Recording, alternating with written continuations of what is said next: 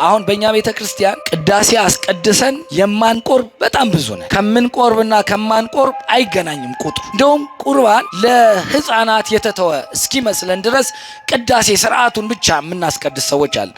አንዳንዴም መሀል ቅዳሴ ላይ የምንመጣ፣ አንዳንዴም ከእግዚኦታ በኋላ የምንመጣ፣ አንዳንዴም ኢቭን ለማቁረብ እንኳን የቁርባን ሰዓትን ጠብቀን የምንመጣ ፍጹም ከቤተ ክርስቲያን ስርዓት ውጭ የሆነ እንደውም ምንድነው የሚለው እኮ መጽሐፍ የቅዳሴ ስርዓቱ ሲጀምር ምን መሰላችሁ የሚለው? በዚህ ቤተ ክርስቲያን ውስጥ ሊያስቀድስ የገባ የቆመ ቢኖር ይላል። ቅዳሴው ተጀምሮ እስኪያልቅ መስማት የማይችል ቢሆን፣ ቅዳሴውን የሚያቋርጥ ቢሆን፣ አቋርጦ የሚመጣ እኮ አይደለም ያለው፣ የመጣውን ቅዱሳት መጻሕፍትን የማይሰማ ቢሆን ከቤተ ክርስቲያን ይውጣ ይሰደድ ነው የሚለው። ስለዚህ ቅዳሴ እጅግ የከበረ ነው።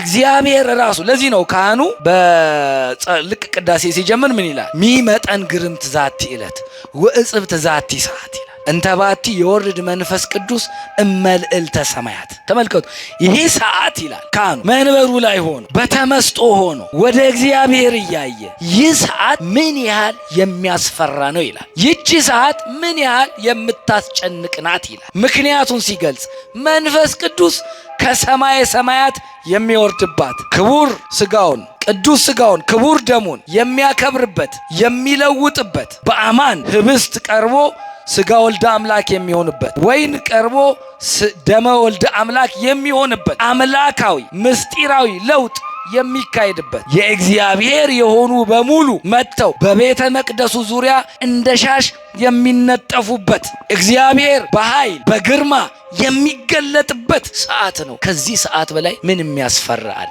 ቄሱ እንደዛ ነው የሚለው፣ ሚመጠን ግርምት ዛቲ ዕለት ይላል። እንደው በተለምዶ አይደለም። ሰዓቱ የእውነት የሚያስፈራ ነው። የእግዚአብሔር ልጆች፣ ሰዓቱ በጣም የሚያስጨንቅ ነው።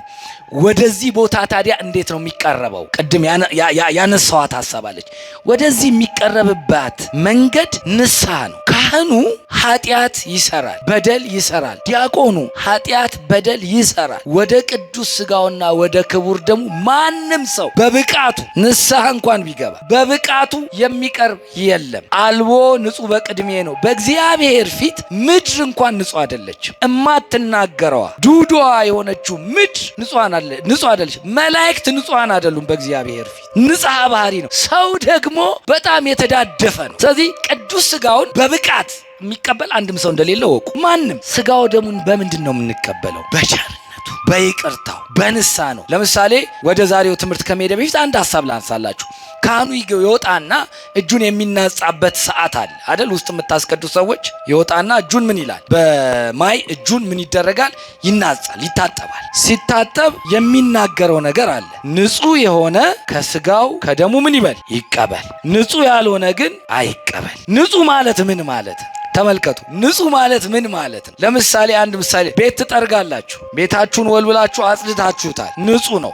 ለጊዜው ስታዩት ምንድን ነው? ንጹሕ ነው። ደግማችሁ ብትወለውሉት፣ ደግማችሁ ብትጠርጉት ቆሻሻ አለው የለውም? አለው እኮ። ፍጹም ንጹሕ የሚባል ነገር አለ እንዴ? ሰው እንደዛ ነው። ሰው ከአፈር ነው የተሰራው። ብትጠርጉት የጸዳ ይመስላል። ቆይታችሁ ብትጠርጉት ቆሻሻ አለው። ቆይታችሁ ብትጠርጉት ቆሻሻ አለው። ስለዚህ ፍጹም ንጹሕ መሆን አይቻልም። የእግዚአብሔር ልጆች፣ ወደ ቅዱስ ስጋው ግን ለመቅረብ የሚገባውን ክብር ማግባቡ መስጠት ይገባል። ንስሐ መግባት።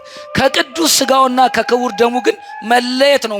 መለየት ነው እኮ ሞት የሚባለው። አስቀድሶ መመለስ። አንድ ሰርግ የደገሰ ሰው እባካችሁኑልኝ ብሎ ሰርጉን ደግሶ ፍሪዳውን አርዶ ወይኑን አርጎ ጠጁን ጠምቆ ጠርቷችሁ መታችሁ፣ ንጹሕ ለብሳችሁ መታችሁ፣ ሰርጉ ላይ ተቀምጣችሁ አንዳች ሳታነሱ አንዳች ሳትመገቡ ብትሄዱ ሰውየው ያዝናል አያዝንም? ያዝናል። ይሄ እኮ ማዕድ እግዚአብሔር ነው። የተዘረጋው የእግዚአብሔር ማዕድ ነው። ስለዚህ ንጹሕ ሆኖ መቅረብ ማለት ንስሐ ገብቶ ማለት ነው። በድፍረት ግን አይቀረብ። በድፍረት ቢቀረብ ምን ይሆናል? እሳት ነው። አማጽያንን የሚበላ ኃጢአተኞችን የሚበላ ሰራዊቱንና ዲያብሎስን የሚበላ እሳት። ስለዚህ ንጹሕ ካል መሆን ማንችል እስከሆነ ድረስ ንስሐ ገብተን ግን ከቅዱስ ስጋው ከክቡር ደሙ መለየት አያስፈልግም። አሁን እንደኔ እግዚአብሔር እንደኔ የበደለው ሰው አለ።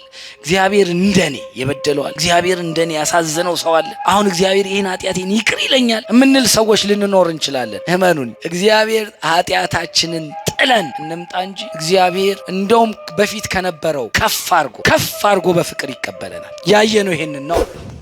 ወወልድ ወመንፈስ ቅዱስ አህዱ አምላክ አሜን። ይትባረክ እግዚአብሔር አምላከ አበዊነ ለዛብጻነ እስከዛቲ ሰዓት እስከዚች ሰዓት እስከዚች ዕለት መጠበቅን ጠብቆ ያደረሰን የጠበቀን የቅዱሳን አባቶቻችን አምላክ የኛም አምላክ ልዑለ ባህሪ አምላካችን እግዚአብሔር ክብር ምስጋና ይግባውና ለናንተም እንዲገባ ክቡር አባታችን መላከ ብርሃን መምህር ሙላት ክበቤ የካቴድራላችን ዋና አስተዳዳሪ፣ ክቡራን ሊቃውንተ ቤተ ክርስቲያን፣ አበው መነኮሳት፣ አዕይንተ እግዚአብሔር አባቶች፣ ካህናት፣ ላይካነ ምስጢር ወንድሞች ዲያቆናት፣ አባቶቼ፣ እናቶቼ፣ ወንድሞቼና እህቶቼ እግዚአብሔር በመንግስቱ የመሰላችሁ ሕፃናትን ጨምሮ በልዑል እግዚአብሔር ፍጹም የሰላምታ ቃል እንደምን አመሻችሁ፣ እንደምን መጣችሁ፣ እንደምን ቆያችሁ። አሜን። እግዚአብሔር ይመስገን ብለን እንድናመሰግነው የረዳን የፈቀደልን የቅዱሳን አባቶቻችን አምላክ የኛም አምላክ ልዑለ ባህሪ አምላካችን እግዚአብሔር ለስም አጠራሩ ክብርና ምስጋና ይሁን። ለቃል መውረድ ለስጋ ማረግ ምክንያት የሆነች ምክንያተ ድኂን ብለን የምናምንባት እናታችን ቅድስተ ቅዱሳን ንጽሕተ ንጹሐን ድንግል ማርያም በአማላጅነቷ ከሁላችን ጋር ትሁን። የመላእክት የነቢያት የሐዋርያት የጻድቃን የሰማዕታት ተራዳይነት አይለየን። እንኳን አደረሳችሁ። እግዚአብሔር እናመስግነው። እስቲ ያው እንግዲህ አሁን ያለንበት ዘመን ዘመነ አስተርእዮ ነው። ምክንያቱም የመገለጥ ዘመን ነው። እግዚአብሔር አስተርእዮ ማለት መገለጥ ማለት ነው። ይሄ እግዚአብሔር በብዙ መንገድ ራሱን ገልጧል፣ ስራዎቹን ገልጧል። እግዚአብሔር በፍጥረቱ ለፍጥረቱ ተገልጧል። የምንመለከታቸው ነገሮች በሙሉ ይሄ ምድር ገዢ እንዳለው፣ ፈጣሪ እንዳለው፣ መጋቢ እንዳለው የሚያሳውቁ ናቸው። ተፈጥሯዊ ዑደት ብቻ ሳይሆን መጋቢ ያለው የሚያስተካክለው የሚመራው አምላክ እንዳለ የታመነ ነው። ከሁሉ በላይ ግን እግዚአብሔር በመገለጥ ትልቁ መገለጡ ሬቨሌሽን ይባላል በዚህ በነገረ በቲዮሎጂ ትምህርትና እግዚአብሔር ራሱን ከገለጠበት ትልቁ መገለጥ በልጁ የተገለጠበት ነው ይላሉ ሊቃውንቱ። ሩቅ የሆነውን የማይደረስበትን እግዚአብሔርን ያወቅነው ያየነው ማን እንደሆነ የተረከልን ልጁ ነው። ልጁን ደግሞ ያወቅነው ያየነው የተረዳነው በልደት ነው። የሰው ልጅ የመዳኑ ጉዳይ የተጀመረው በጽንሰት ቢሆንም ሰው ሆኖ በአጭር ቁመት በጠባብ ደረት በመገለጥ ያየነው ልደት ነው። ልደት ትልቅ በዓላችን ነው። ሰው አምላክ የሆነበት፣ አምላክ ሰው የሆነበት፣ ቃል ስጋ የሆነበት፣ በመጀመሪያ ቃል ነበረ፣ ቃልም በእግዚአብሔር ዘንድ ነበረ፣ ቃልም እግዚአብሔር ነበረ ተብሎ የተነገረው፣ በመጨረሻም ቃልም ስጋ ሆነ ተብሎ የተገለጠው እግዚአብሔር ከመገለጡ ትልቁን መገለጥ በልደቱ ነው የገለጠልንና እንኳን ለዚህ ታላቅ በዓል አደረሳችሁ አደረሰን። ያው ይሄ ዘመን ሌላው የዘመነ አስተርእዮ ነው ወይም የመገለጥ ዘመን ነው የሚባለው።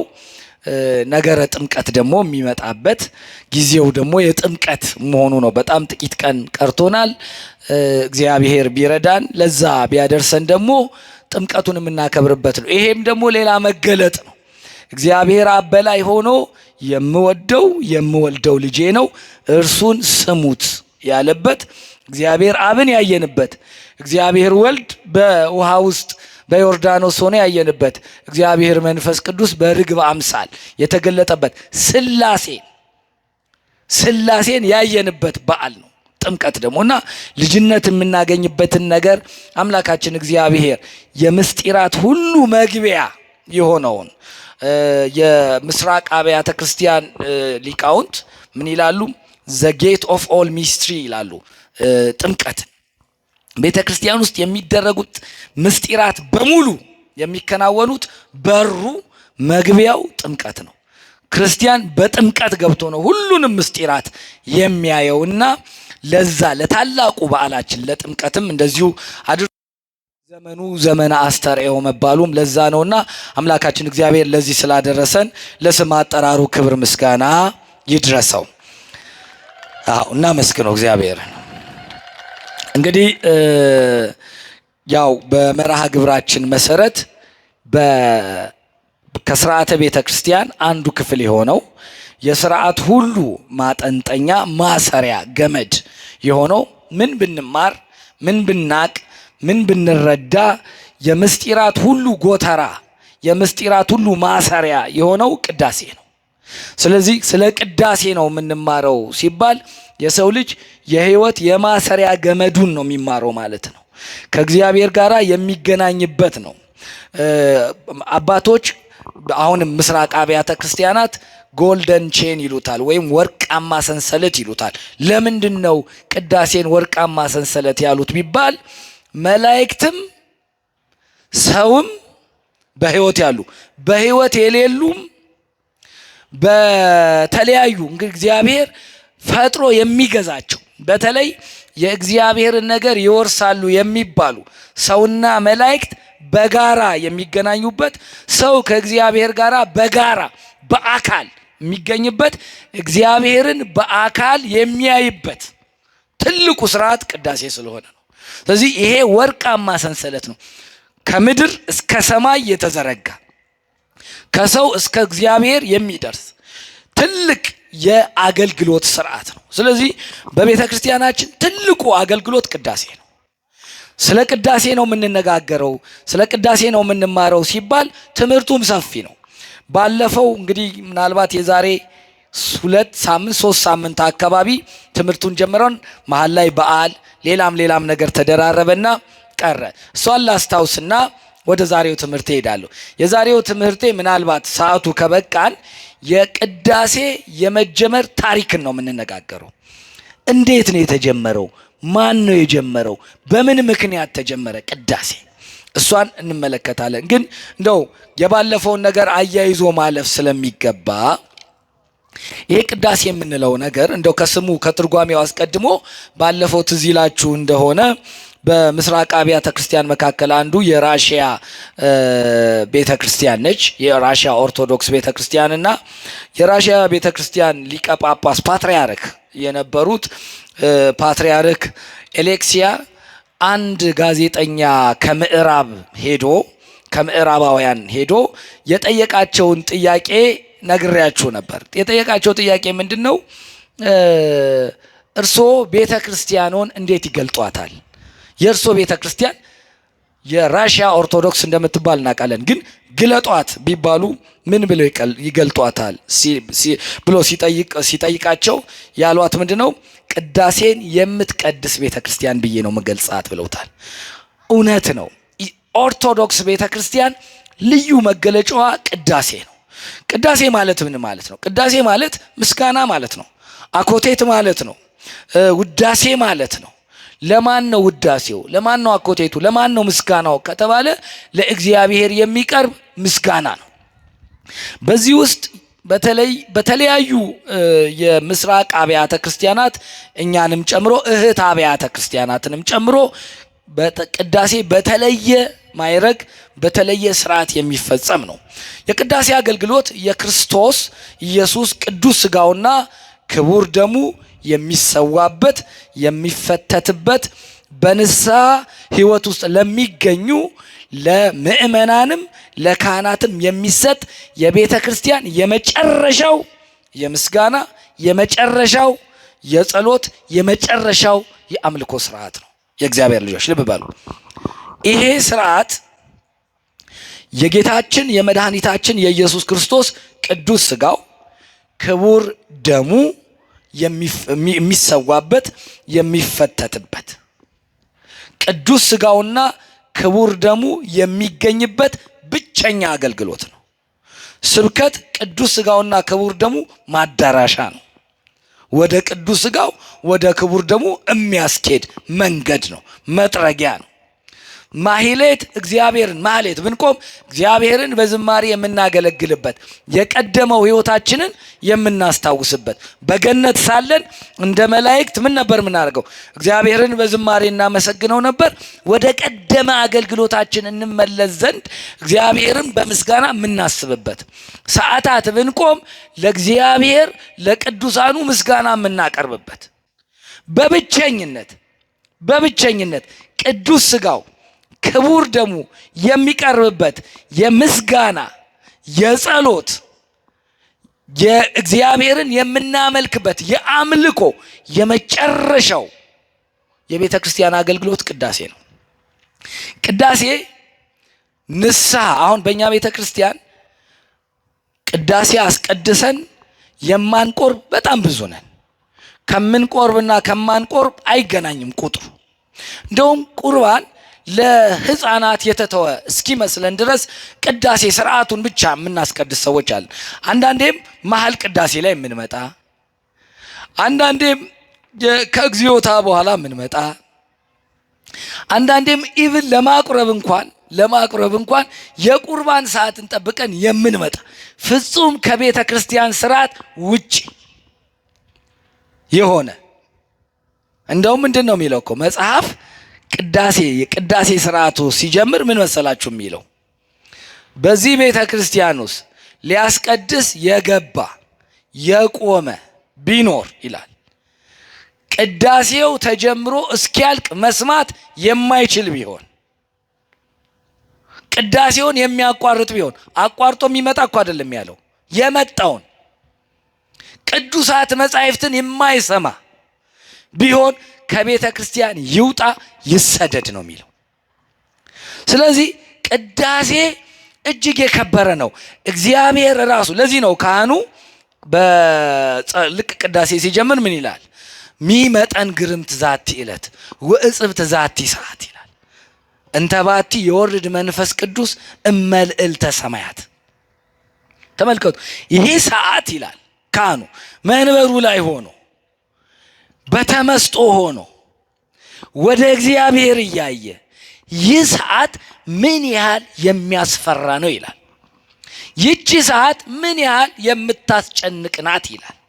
ምክንያቱን ሲገልጽ መንፈስ ቅዱስ ከሰማየ ሰማያት የሚወርድባት ክቡር ሥጋውን ቅዱስ ሥጋውን ክቡር ደሙን የሚያከብርበት የሚለውጥበት በአማን ህብስት ቀርቦ ሥጋ ወልደ አምላክ የሚሆንበት ወይን ቀርቦ ደመ ወልደ አምላክ የሚሆንበት አምላካዊ ምስጢራዊ ለውጥ የሚካሄድበት የእግዚአብሔር የሆኑ በሙሉ መጥተው በቤተ መቅደሱ ዙሪያ እንደ ሻሽ የሚነጠፉበት እግዚአብሔር በኃይል በግርማ የሚገለጥበት ሰዓት ነው።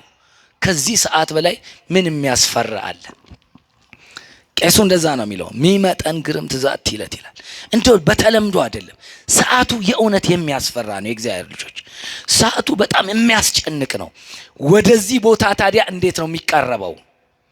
ቅድም ያነሳዋት ሐሳብ አለች። ወደዚህ የሚቀረብባት መንገድ ንስሐ ነው። ካህኑ ኃጢአት ይሰራል፣ በደል ይሰራል። ዲያቆኑ ኃጢአት በደል ይሰራል። ወደ ቅዱስ ሥጋውና ወደ ክቡር ደሙ ማንም ሰው በብቃቱ ንስሐ እንኳን ቢገባ በብቃቱ የሚቀርብ የለም። አልቦ ንጹሕ በቅድሜ ነው። በእግዚአብሔር ፊት ምድር እንኳን ንጹሕ አይደለችም። እማትናገረዋ ዱዳዋ የሆነችው ምድር ንጹሕ አይደለችም። መላእክት ንጹሐን አይደሉም። በእግዚአብሔር ፊት ንጽሐ ባህሪ ነው። ሰው ደግሞ በጣም የተዳደፈ ነው። ስለዚህ ቅዱስ ሥጋውን በብቃት የሚቀበል አንድም ሰው እንደሌለ ወቁ። ማንም ሥጋው ደሙን በምንድን ነው የምንቀበለው? በቸርነቱ፣ በይቅርታው፣ በንስሐ ነው።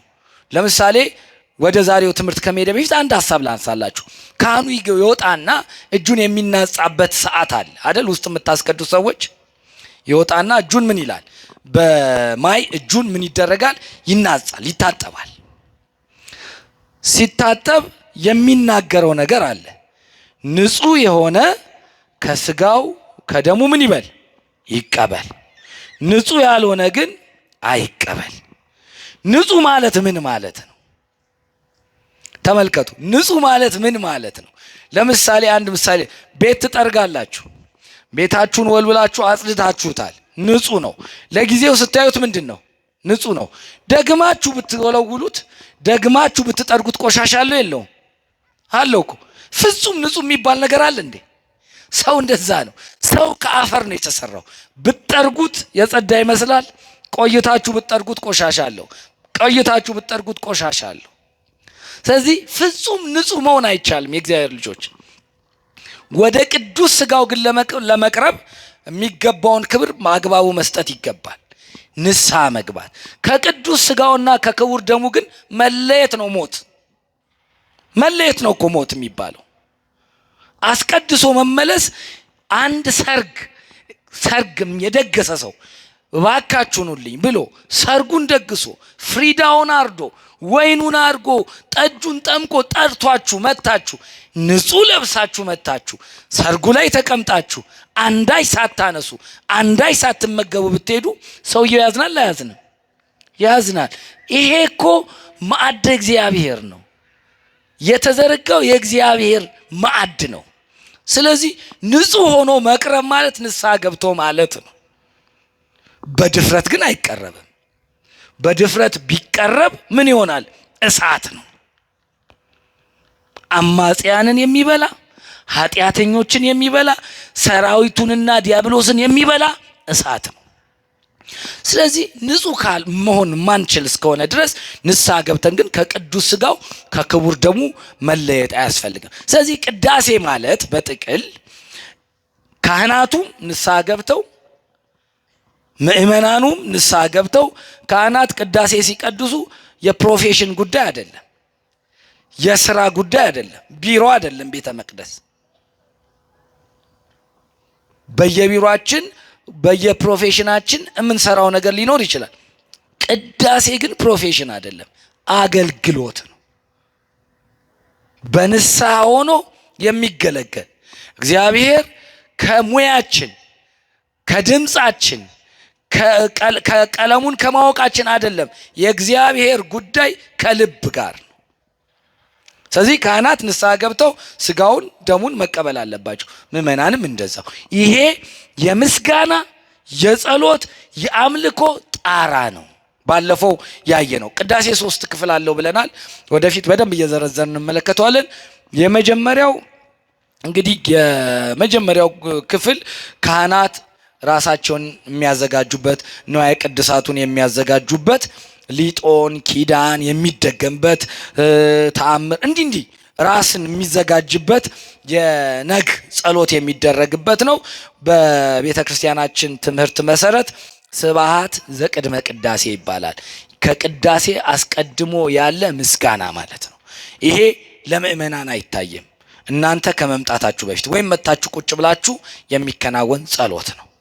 ሁለተኛው ደግሞ ቅድም ያልኳችሁ በስመ አብ ወወልድ ወመንፈስ ቅዱስ አሐዱ አምላክ ሚመጠን ግርምት ዛቲ ዕለት ወጽብት ዛቲ ሰዓት እንተ ባቲ ወርድ መንፈስ ቅዱስ እያለ ካህኑ የሚጀምርበት፣ እቺ ሰዓት ምን ያህል የምታስፈራ ናት፣ ምን ያህል የምታስጨንቅ ናት የሚልበት ጀምሮ ዲያቆኑ ጻውኑ ሰክርስቲያን እያለ ምን እስከሚል በቃጭል እየመታ ከክርስቲያን ታናናሽ የሆናችሁት ውጡ እስከሚልበት ነው። ይሄ ስርዓተ ቤተ ክርስቲያን ወይ ስርዓተ ቅዳሴ ይባላል።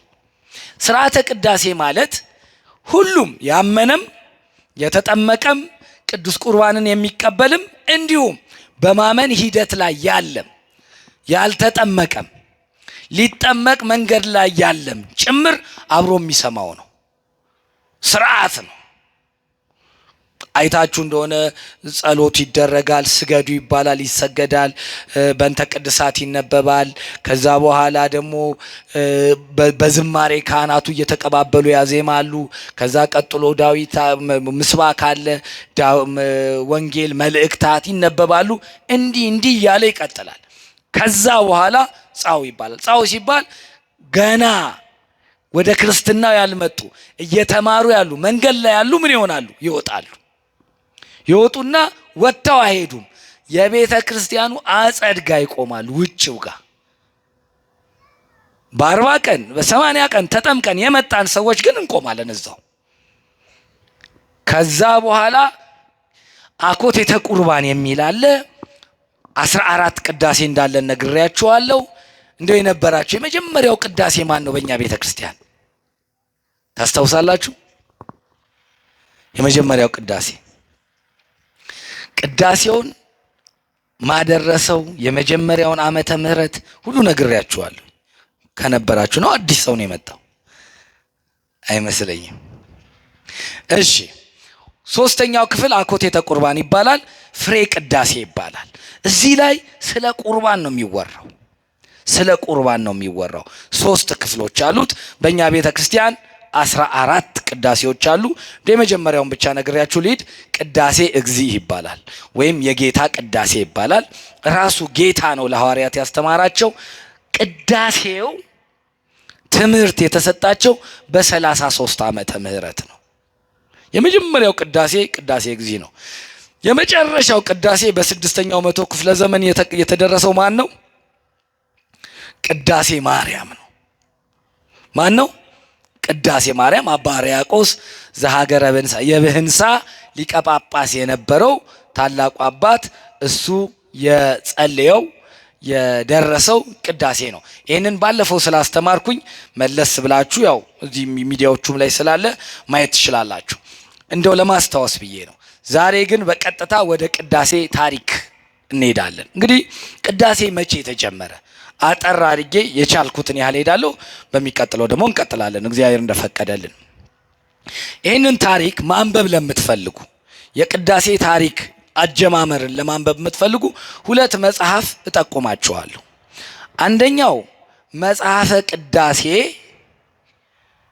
አንድምታው ወይም ትርጓሜው፣ መጽሐፈ ቅዳሴ ከጥንት አባቶች ሲዋረድ የመጣ ትርጓሜና ንባብ የሚል ትልቅ መጽሐፍ አለ።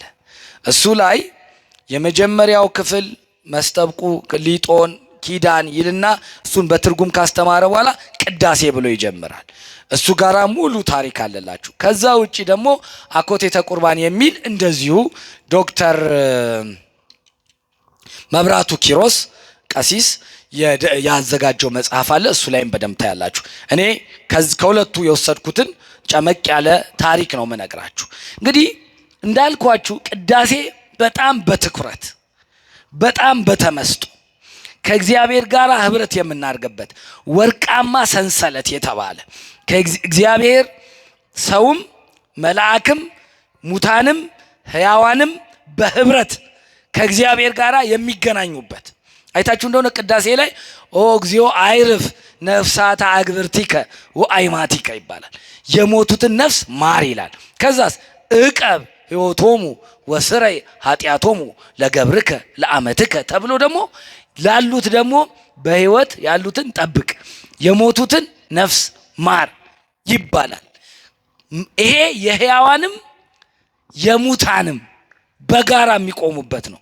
መላእክትም በዚህ ቦታ ይገኛሉ፣ እግዚአብሔርም በክብሩ ይገኛል። ስለዚህ ቅዳሴ ከፍ ያለ የምስጋና ጉዳይ ነው። ይሄ ጉዳይ እንዴት ተጀመረ የሚለውን ስንመለከት መጻሕፍት እንዲህ ይሉናል። ወደ ጥንተ ፍጥረት ይወስዱናል። ወደ አባታችን አዳም ይሄዳል። ይሄ ጉዳይ እግዚአብሔር አዳምን ከ4 ባህሪያት ወይም ባህሪያተ ስጋ 5ኛ ባህሪያተ ነፍስ ወይም ባህሪያተ ነፍስን ፈጥሮ በገነት አኑሮታል። አዳም ተፈጥሮ መኖር በገነት ሲጀምር አዳም አንድ የሰራው ለቅዳሴ መነሻ የሚባል አንድ ታሪክ አለ። እንግዲህ ሰውን በአርአያው በምሳሌው እግዚአብሔር ፈጥሯል። አዳም ከተፈጠረ በኋላ መካነ ጸሎት ነበረው ወይም የጸሎት ቦታ ነበረው። አያችሁ፣ ገነት በሙሉ እግዚአብሔር ያለባት፣ እግዚአብሔር የከበባት፣ እግዚአብሔር የሚመላለስባት ብትሆንም አዳም ግን ከገነትም የተለየ ቦታ አድርጎ መካነ ጸሎት አድርጎ በዛሽ ቦታ ቆሞ ይጸልይ ነበር። ይሄ ለኛ ትልቅ ትምህርት ነው። የእግዚአብሔር ልጆች ዓለም በሙሉ የእግዚአብሔር ነው። አንዳንድ ሞኝ ሰው ምን ይላል እንዴ እኔ ቤተክርስቲያን ባልመጣስ ቤቴ ሆኜ እግዚአብሔር ብጸልይ አይሰማኝም ይላል። ይሰማል። ለምን አይሰማም? ይሰማል። እግዚአብሔር የትም ቦታ ይሰማል። እግዚአብሔር እንኳን በምድር በሲኦልም ሆነ ይሰማል። ነገር ግን ራሱ እግዚአብሔር ምን ይላል? በመቅደሱ ተገኝተን ሰግደን እንድንጸልይ በቅዱሳት መጻሕፍት አዞናል። ስግዱ ለእግዚአብሔር በአጸደ መቅደሱ፣ ለእግዚአብሔር በመቅደሱ ዙሪያ በመቅደሱ ተገኝታችሁ ስገዱ ይላል። የተለየ ለእግዚአብሔር የሚሆን ለጸሎት የሚሆን ቦታ አለን። እግዚአብሔርን የትም እናመሰግነዋለን፣ የትም ቦታ ሆነን እናመሰግነዋለን፣ እውነት ነው። ነገር ግን ለእግዚአብሔር የተለየ ቦታ፣ ለቅድስናው የተለየ ቦታ፣ እግዚአብሔር የሚከብርበት የተለየ ቦታ፣ እኛና እግዚአብሔር የምንገናኝበት የተለየ ቦታ ያስፈልጋል። ያ ቤተ ክርስቲያን ነው። አዳም በገነት ሆኖ እኮ ነው። ተመልከቱ፣ ጥረታችን፣ ልፋታችን፣ ልመናችን ገነት መግባት ነው። በገነት እንኳን አዳም ምን ይላል? መካነ ጸሎት ነበረው ይላሉ አባቶች። የጸሎት ቦታ ነበረው። በኋላ አዳም እግዚአብሔር ላይ ሸፈተ። ለጊዜው እግዚአብሔር 7 ዓመት የመገበውን እግዚአብሔርን ረስቶ በደቂቃ ስብከት እግዚአብሔር ይሄን ከበላ የሞትን ትሞታለህ አለው። ሰይጣን መጣና አይ ይሄን ከበላ አምላክ ትሆናለህ አለው። እግዚአብሔር እኮ 7 ዓመት በገነት አኑሮታል። አዳም ያጣው ነገር እኮ አልነበረም። ከእግዚአብሔር ጋር አብሮ ነበር። ሰይጣንን አያውቀውም ነበር። ሰይጣን ድንገት መጥቶ ከ7 ዓመት በኋላ መጥቶ ምን አለው? ይሄንን ከበላ እግዚአብሔርን እኮ ነው የምትሆነው አለው። አዳም ሰይጣንን አመነ፣ እግዚአብሔርን ከዳ። እግዚአብሔርን ባለማመኑ ካደ። ከዛ ወጣ። ሲወጣ አባቶች ምን ይላሉ ሲያስተምሩ? እግዚአብሔር ፈታዬ በጽድቅ ነው ይላሉ። በእውነት እግዚአብሔር የሚፈርድ ነው። ሲፈርድ በእውነት ይፈርዳል። ትሞታለህ ብሎታል። ሞት ብቻ አይደለም፣ የሞት ሞት ትሞታለህ ብሎታል። ስለዚህ ፈታዬ ነው እግዚአብሔር። ፈታዬ በጽድቅ ነው፣ በእውነት የሚፈርድ ነው። ስለዚህ ያለው ቃል የሚታጠፍ አይደለም እግዚአብሔር። ስለዚህ አዳም ተፈረደበት። የሞት ሞትን ሞተ። በርዕደተ መቃብር ላይ ርዕደተ ገሃነም ተጨመረበት። መቃብር በመውረድ ላይ ወደ ሲኦል መውረድ ተጨመረበት። ስለዚህ 2 ሞት ሞተ አዳም። እግዚአብሔርን አጣ፣ የእግዚአብሔር የሆነውን በሙሉ አጣ። አዳም ከገነት ተባረረ ማለት ነው። እንግዲህ ልብ በሉ፣ በፈታይነቱ ወይም በእውነት የሚፈርድ መሆኑን አየና በእውነት ደግሞ የሚራራ አምላክ እንደሆነም ተገነዘበ። እንደ ፈራጅነቱ ደግሞ መሐሪም ነው እግዚአብሔር። ስለዚህ ማረኝ አለ፣ አድነኝ አለው። እግዚአብሔር ቃል ገባለት፣ አድንሃለሁ አለው። ግን አድንሃለሁ ብሎ ወዲያው ወደ ገነት አልመለሰውም። 5500 ዘመን መጠበቅ ነበረበት። አዳም ከገነት ከወጣ በኋላ ምን አደረገ ይላሉ? እግዚአብሔር በመካነ ቅዱሳን በቅዱሳን በሚገኙበት ይሄ መካነ ጸሎት እንዲኖረው ራሱን ችሎ የሚኖርበት ደብር ቅዱስ የተባለ ቦታ አስቀመጠው ይላሉ። በደብር ቅዱስ ሆኖ እግዚአብሔርን ይለምን ነበር። ጸሎት ከመላእክት ተምሯል አዳም። ስለዚህ ለልጆቹ ጸሎት ያስተምራቸዋል። መስዋዕት ለእግዚአብሔር እንደሚቀርብ በገነት ተምሯል አዳም። ለልጆቹም መስዋዕት መቅረብ እንዳለበት ያስተምራቸዋል። እንደው በተለያየ ትምህርት ተምራችሁት ሊሆን ይችላል ብዬ አስባለሁ።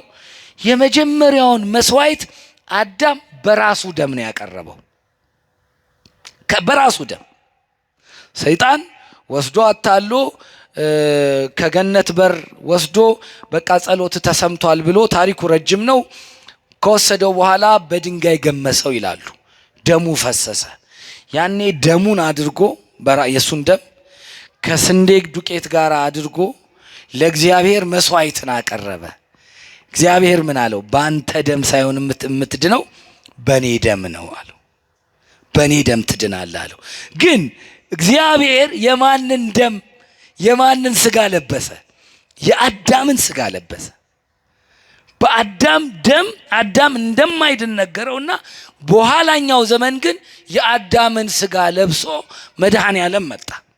ስለዚህ አዳም በደብረ ቅዱስ ሆኖ ጸሎት ያደርግ ነበር። ሞተ አዳም። አዳም ሲሞት ልጆቹ ምን አደረጉ መሰላችሁ? የአዳምን አጽም ያዙና እንደ ታቦት አድርገው ዙሪያውን እየሆኑ ጸሎት ያደርጉ ነበር።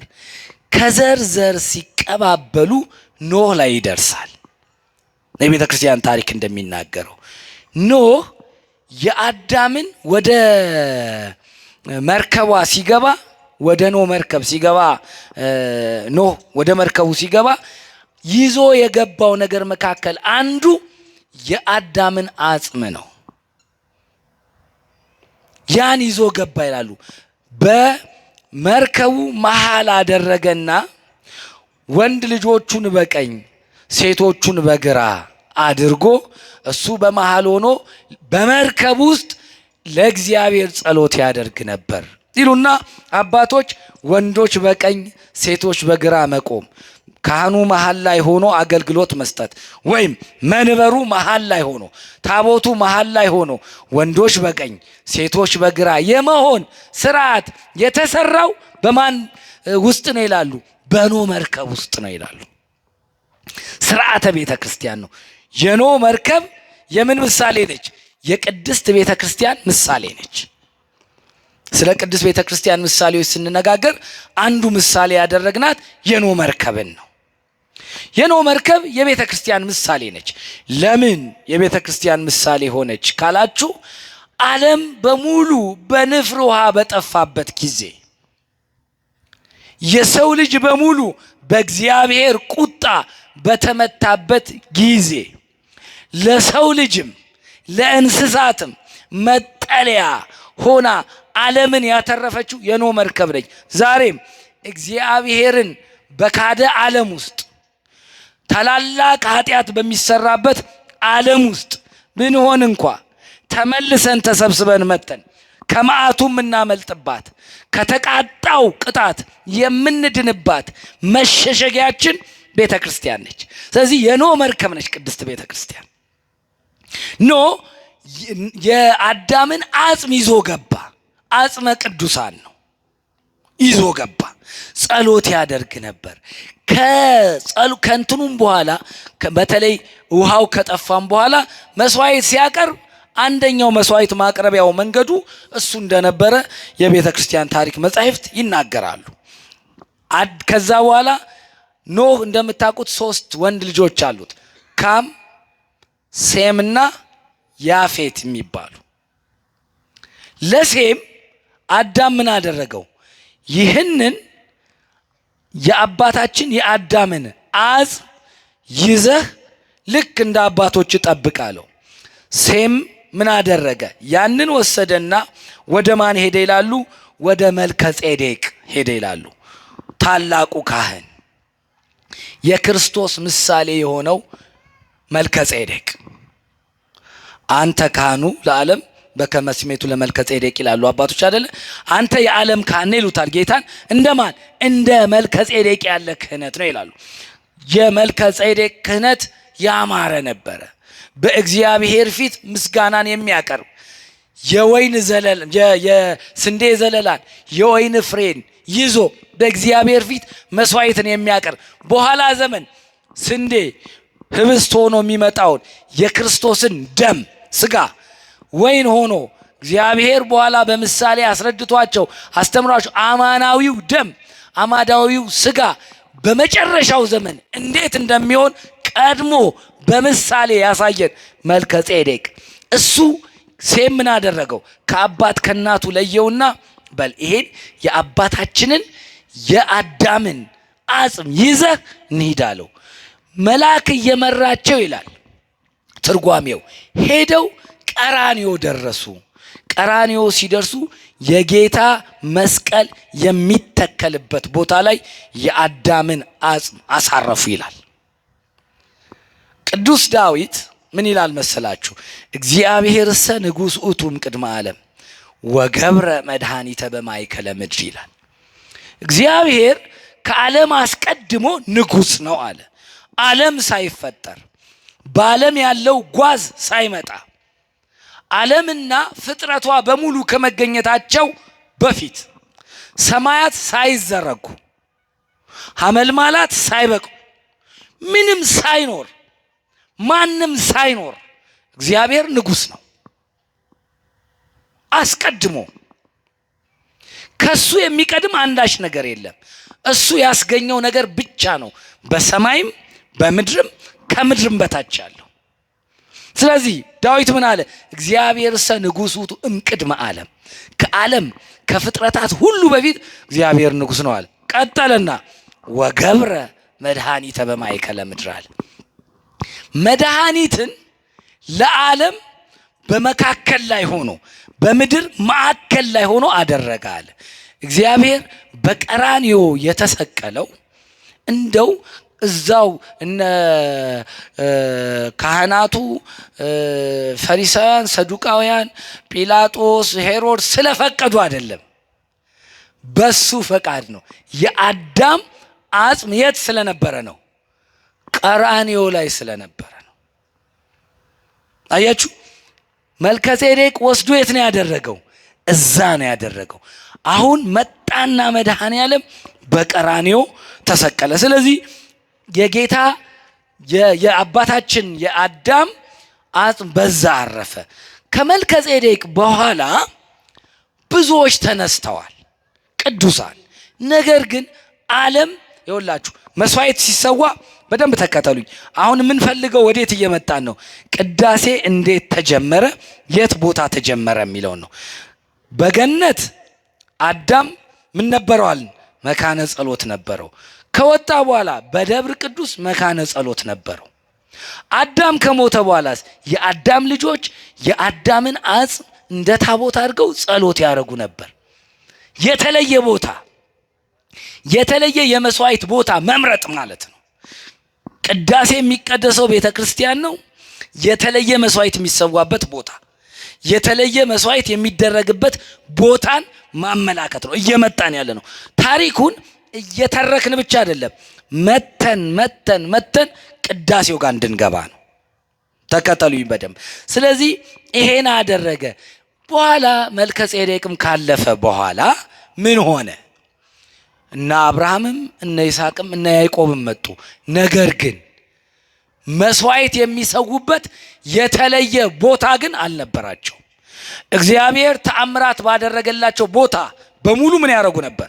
መስዋዕት ያቀርቡ ነበር። የተለየ ቦታ መካነ ጸሎት፣ መካነ መስዋዕት አልነበራቸውም ማለት ነው።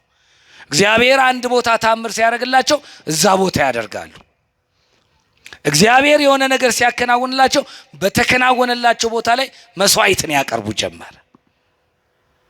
ይሄ እያለ መጣ። በኋላ በተለይ የያዕቆብ በምክንያት ረሃብ በነሱ ረሃብ ተፈጥሮ ወደ ግብፅ የያዕቆብና ልጆቹ ወረዱ። እንደምታውቁት 215 ዓመት በግብፅ ቆዩ። ያኔ ደግሞ ከባድ አምልኮ ጣዖት ውስጥ ነበሩ። ግን ሲሄዱ ምን ይዘው ሄደዋል? አጽመ ቅዱሳንን ግን ይዘው ሄደዋል። ግን በአጽመ ቅዱሳኑ ላይ መስዋዕትን ግን አያረጉም ነበር። ምክንያቱም የነበሩት በግዞት ነው። እንኳን እግዚአብሔርን ሊያመልኩ እንኳን የእግዚአብሔር የሆነውን መስዋዕት ሊያቀርቡ ይቅርና የሚበሉበት የሚጠጡበት ጊዜ አልነበራቸው። ዮሴፍ ካለፈ በኋላ የተነሱት ፈርዖኖች በሙሉ እስራኤልን ቀጥቅጠው 215 ዓመት ገዝተዋቸዋል። የግብፅ ህዝቡ ቅምጥል ሆኖ ነበረ በእስራኤል ጉልበት። የእንጀራው ጠርዝ እጃችንን ይቆርጠናል እስኪሉ ግፍ አብዝተውባቸው ነበር። ሁሉን ነገር እስራኤላውያን ይሰሩ ነበር። ዛሬ የምንመለከታቸውን ፒራሚዶች ጨምሮ ማለት ነው። እንግዲህ እግዚአብሔር በኋላ እንባቸውን አየ። ልቅሷቸውን አየ። ከመሃል እግዚአብሔር ማንን አስነሳ? በፈርዖን ቤት ያደገውን ሙሴን አስነሳላቸው። ሙሴ ተነሳ። እግዚአብሔር ሙሴን አስነስቶ ባህር ከፍሎ ጠላት ገሎ ነፃ አወጣቸው። ታሪኩ ረጅም ነው። እግዚአብሔር ሙሴን ጠርቶ እንዲህ አለው፣ ልክ እንደዚህ አድርግ አለው። አሁን እግዚአብሔር ወደ ቀደመ የጸሎት የመስዋዕት ስርዓት እስራኤልን ሊመልስ ስለፈለገ ምን አለው?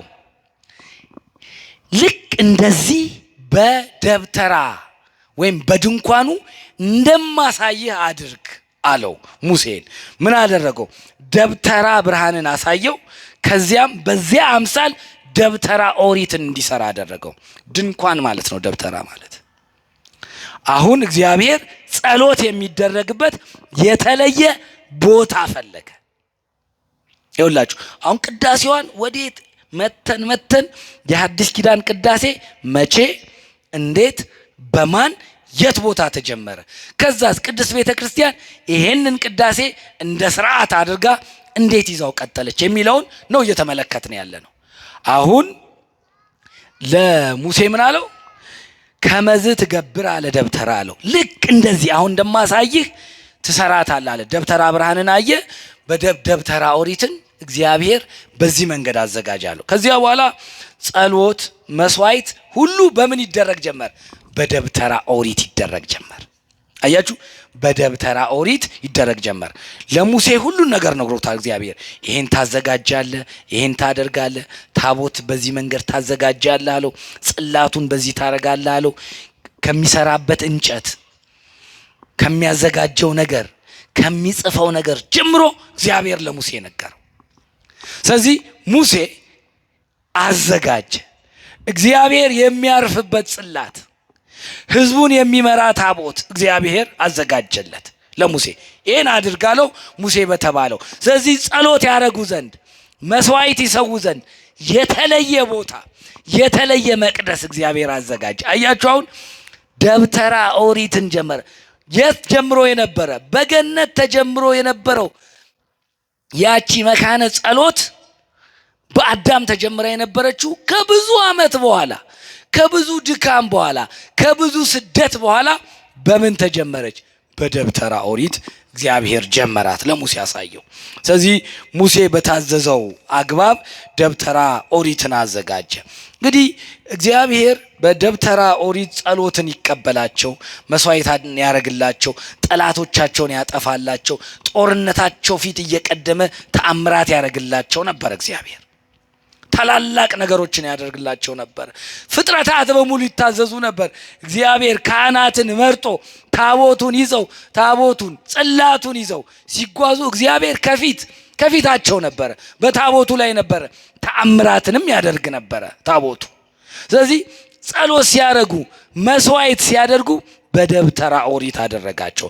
ከዚያ በኋላ እንግዲህ ዳዊት መጣ። ልበ አምላክ ዳዊት። አሁን መሀል ላይ ብዙ ታሪኮች አሉ። ወደ ዋናው ነጥብ ለመሄድ እንዲመቸኝ ነው።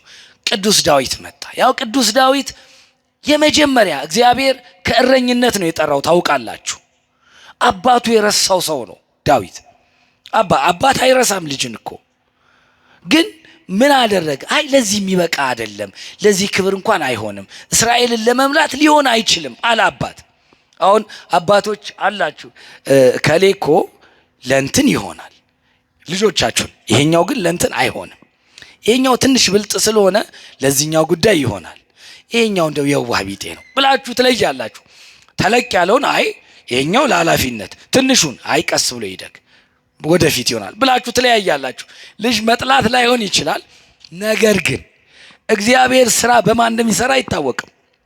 ዳዊትን አባቱ ረስቶት እግዚአብሔር አስታውሶ ከእረኝነት አምጥቶ በበግ ያለማመደውን ለበጎቹ ታማኝ እንዲሆን አድርጎ ያሳደገውን ዳዊት በእስራኤል ላይ ሾመው።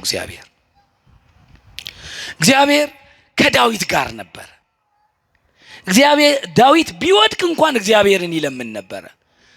አያችሁ፣ ቅድም ያልኳችሁ እኛ በእግዚአብሔር ፊት ንጹህ አይደለንም፣ እንበድላለን። ግን ወደ እግዚአብሔር እንደመመለስ ያለ በጎ ነገር የለም። ወደ እግዚአብሔር ስንመለስ እግዚአብሔር ፊቱን ይመልሳል። ሁለት ሰዎችን ዝም ብላችሁ አስታውሱ ባጭሩ። ዳዊትን እዩ። ዳዊት የኦርዮንን የታማኙን ወታደሩን ሚስት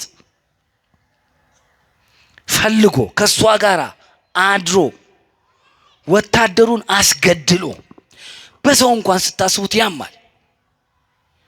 አስገድሎ እንዲሞት አድርጎ ሚስቱን ነጥቆ የነበረውን ሰውን እግዚአብሔር ማረው። ለምን ማረው? ተጸጸተ፣ አለቀሰ፣ ወደ እግዚአብሔር ተመለሰ።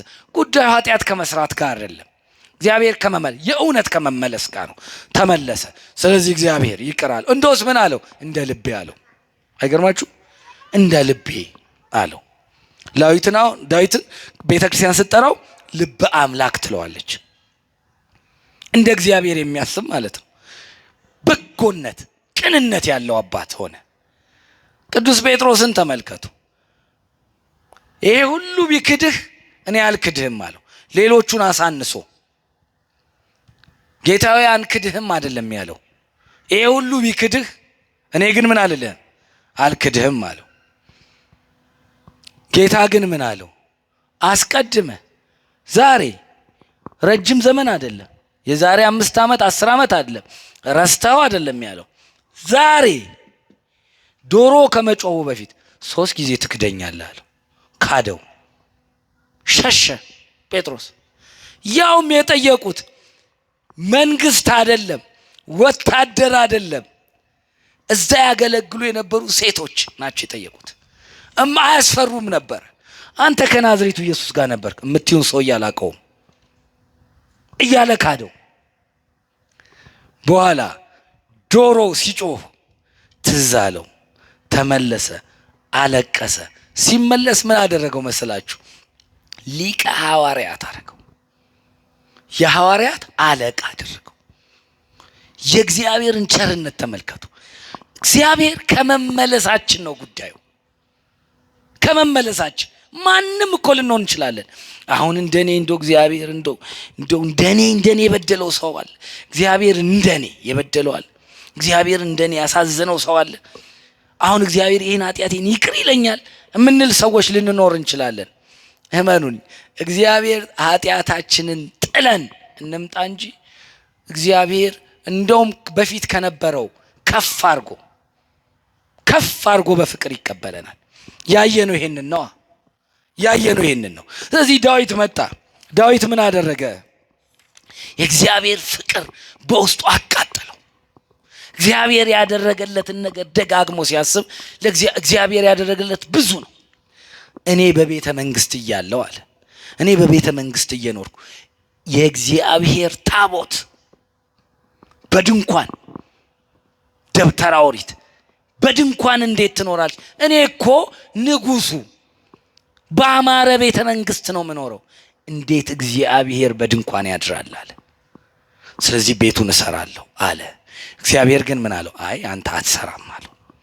አትሰራም አንተ አለው። ለምን አለ?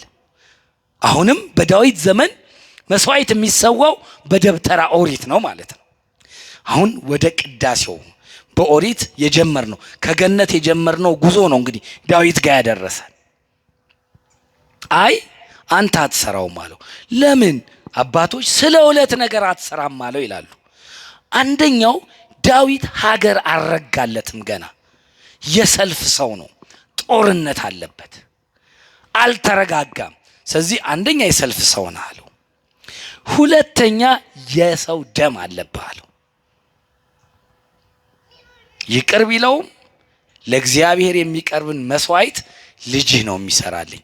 አንተ ለቤተ መቅደስ የሚገባውን ነገር በሙሉ ምን አድርግ? አዘጋጅ። ዳዊት ግን እግዚአብሔር መሻቱን ስላየ የበለጠ ነገር ግን አደረገለት። በራእይ ምን አደረገው? ካንተ የዳዊት ልጅ ተብዬ ካንተ ዘር እወለዳለሁ አሉ። ይህንን አሳየው። ያንተ ልጅ እባላለሁ አሉ። ምን አይነት ተአምር ነው! ተመልከቱ። እግዚአብሔር ያንተ ልጅ እባላለሁ አለው ዳዊትን። የዳዊት መሻት፣ የዳዊት መፈለግ፣ እግዚአብሔርን መፈለግን እግዚአብሔር አየና ምን አለው? በአንተ ከተማ ባንተ ከተማ እወለዳለሁ አለው። ቀጠለና ያንተም ልጅ ይባላለሁ አለው። ይሄን ገለጠለት። ለቤተ መቅደሱ የሚያስፈልገውን ነገር አድርግ፣ የሚሰራው ግን ልጅ ሰሎሞን ነው አለው። ስለዚህ ዳዊት የጠየቀው ጥያቄ በማን ተሰራ? በሰሎሞን ተሰራ። ከደብተራ ኦሪት ከድንኳን ወደ ቤተ መቅደስ የእግዚአብሔር ታቦት መጣች። የሰሎሞን ቤተ መቅደስ፣ ታላቁ የሰሎሞን ቤተ መቅደስ ተሰራ። እግዚአብሔር አሁን የቅዳሴውን ጉዳይ በቅዳሴ እግዚአብሔር ይከብር ዘንድ ወደ ሰሎሞን ቤተ መቅደስ መጣ። እግዚአብሔር በሰሎሞን ቤተ መቅደስ ታላቅ ነገር አደረገ። ሰሎሞን ቤተ መቅደሱን ሰርቶ በጨረሰ ጊዜ ይላል እግዚአብሔር ዳግመኛ በገባዖን ሰሎሞንን ተገናኘው ይላል መጽሐፍ። እግዚአብሔር አገኘው፣ ቃል እግዚአብሔር ገባለት። እንደ አባትህ በእግዚአብሔር መንገድ ብትሄድ፣ አባትን ብትመስል፣ የቀደሙትን አባቶችን መንገድ ብትከተል አለው በዚህ መቅደስ ለዘላለም እኖራለሁ አለው። ለዘላለም እኖራለሁ፣ ልመናህን እሰማለሁ። በዚህ መቅደስ መጥቶ ያለቀሰ በሙሉ ጸሎቱ ይሰማለታል አለው። ግን በአባት መንገድ ባትሄድ እኔ በመቅሰፍት በመዓት እመጣብሃለሁ አለው። እግዚአብሔር መቅደሱን አከበረ ማለት ነው። በሰሎሞን ቤተ መቅደስ የሰሎሞን ቤተ መቅደስ የሚገርማችሁ ከሰሎሞን ዘመን ጀምሮ ፈተና ቢገጥመውም እስከ ክርስቶስ ልደት እስከ ክርስቶስ ዘመን ድረስ ያ ቤተ መቅደስ ነበር። ያ ቤተ መቅደስ ነው። ቤተ መቅደሱ መስዋዕት የሚሰዋበት ጸሎት የሚደረግበት ሆነ። አሁን ከገነት የጀመርነው የት ደረስን? ሰሎሞን ጋር ደረስን። በሚቀጥለው ጊዜ ከሰሎሞን ጀምረን ደግሞ አዲስ ኪዳኗ ቅዳሴ የተጀመረባት ድረስ እንሄዳለን። እግዚአብሔር አምላካችን ለዛ ሰው ይበለን። ያስተማረን፣ የመከረን፣ የገሰጸን የቅዱሳን አባቶቻችን አምላክ የኛም አምላክ ልዑለ ባህሪ አምላካችን እግዚአብሔር ስሙ የተመሰገነ ይሁን። ይቆየን።